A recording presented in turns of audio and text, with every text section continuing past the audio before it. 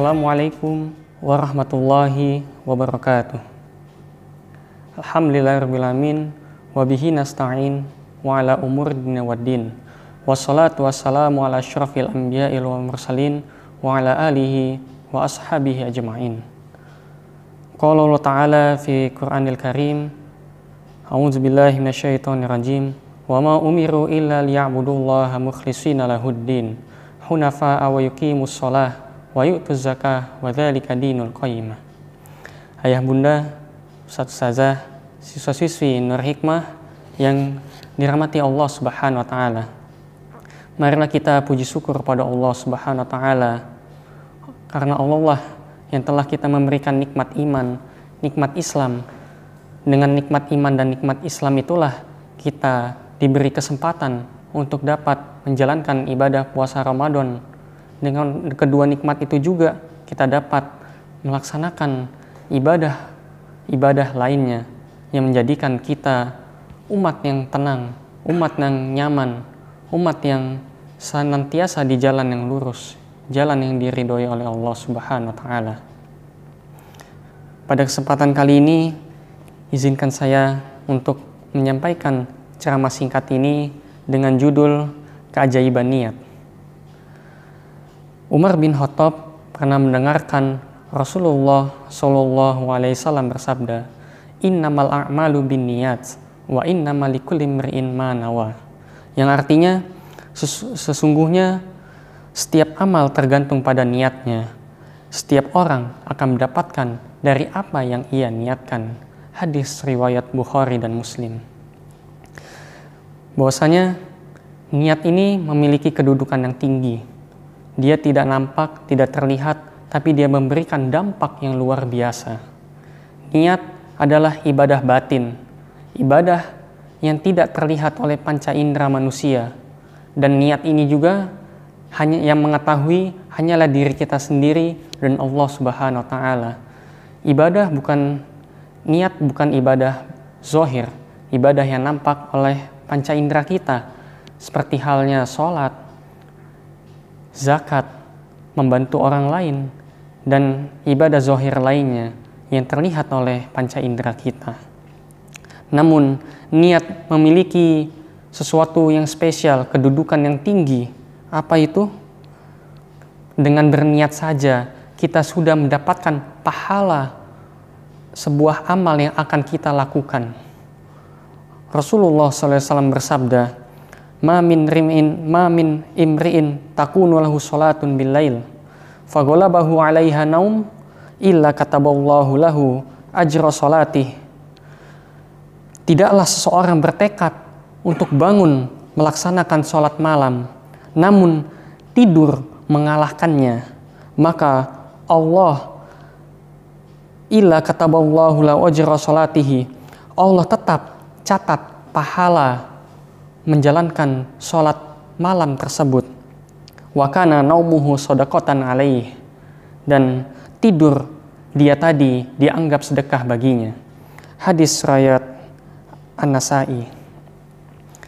Ayah bunda, ustadz ustazah, siswa-siswi Nur Hikmah yang dirahmati Allah Subhanahu wa taala, merujuk dari hadis tadi, bayangkan kita berniat saja sebelum tidur kita berniat untuk melaksanakan sholat malam, sholat tahajud dan sholat witir.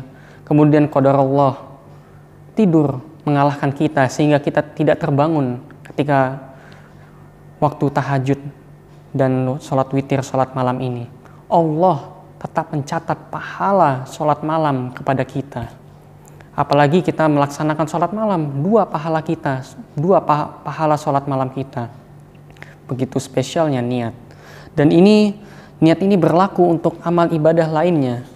Bila kita meniatkan diri kita di bulan suci Ramadan ini ingin menghatamkan Quran 3 kali ataupun 5 kali, kemudian qadarullah kita ditimpa sakit, kesibukan atau uzur syar'i yang lainnya sehingga kita hanya dapat mampu menghatamkan Quran sekali, Allah tetap catat pahala menghatamkan 3 kali meskipun kita tidak menghatamkan Quran 3 kali.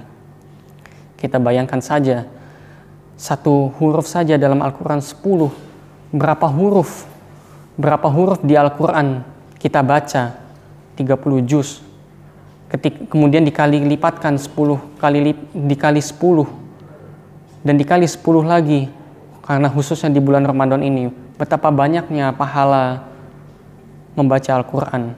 Tapi dengan hanya niat saja kita sudah mendapatkan pahala menghatamkan Quran dari yang kita niatkan dalam hati kita.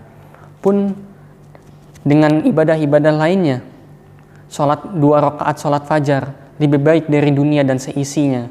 Dengan kita melaksanakan sholat fajar, kita mendapatkan pahala yang sangat banyak sekali, dunia dan seisinya. Maka di dalam suatu meme beredar, siapakah orang paling kaya di muka bumi ini? Kemudian ditulislah Bill Gates, penemu Microsoft nomor 2. Kemudian Mark Zuckerberg, penemu Facebook nomor sekian. Kemudian siapa yang nomor 1? Orang yang melaksanakan 2 rakaat sholat fajar. Bayangkan, kita berniat saja sudah mendapatkan pahala yang sangat begitu besar. Karena qadar Allah, kita sudah berniat di malam hari, kemudian di pagi harinya kita ketiduran, kesiangan bangunnya. Pun dengan ibadah-ibadah lainnya kita bisa pelajari bersama-sama derajat kemuliaan dari ibadah-ibadah yang lainnya.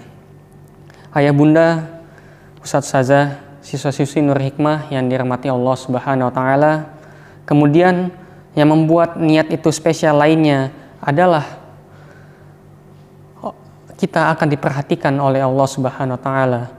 Rasulullah bersabda, "Innallaha la yanzuru ila suwarikum wa amwalikum, walakin yanzuru ila qulubikum wa a'malikum."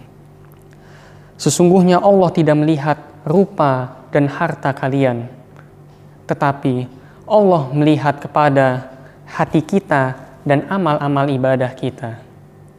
Maka tidak perlu kita bersedih hati dikarenakan kita ditakdirkan tidak rupawan, kita ditakdirkan sulit ekonomi, tidak hartawan, karena Allah hanya melihat pada isi hati kita, niat kita, kesucian hati kita, kebersihan hati kita, dan amal-amalan ibadah kita. Maka bila mana kita bangga, senang, dipuji dan diperhatikan oleh presiden, oleh gubernur, oleh bos-bos atasan kita senang diperhatikan oleh mereka. Seharusnya kita lebih senang lagi diperhatikan oleh Tuhan-Tuhan mereka semua, Tuhan semesta alam, oleh Allah Subhanahu wa taala. Ini bagian dari motivasi kita untuk memiliki niat yang tulus, niat yang suci, niat yang bersih. Kemudian yang perlu kita perhatikan dari niat kita, senantiasa kita memperbaharui niat kita, mengevaluasi niat kita, ataupun kita sebut dalam bahasa Arab tajdidun niyah. Kita berpuasa karena apa? Kita berpuasa karena siapa? Kita sholat tarawih karena apa? Karena siapa? Begitupun dengan tilawah, karena apa dan karena siapa? Bila halnya kita tilawah, kemudian dipuji oleh guru kita, orang tua kita, atau teman sejawat kita, Masya Allah sudah hatam ya 10 hari Ramadan, Masya Allah hatam 5 kali ya, Masya Allah bacanya bagus ya. Tetap kita dalam niat awal kita membaca Quran lillahi ta'ala, bukan karena pujian. Apakah kita ingin niat puasa kita, niat baca Quran kita menjadi sia-sia dikarenakan pujian orang lain? Tetaplah kita lurus di jalan niat kita yang awal, kemudian berbelok dikit karena pujian itu, kembali lagi agar niat kita tetap kuat, agar niat kita tetap dihitung oleh Allah Subhanahu wa taala, niat yang ikhlas dan tulus.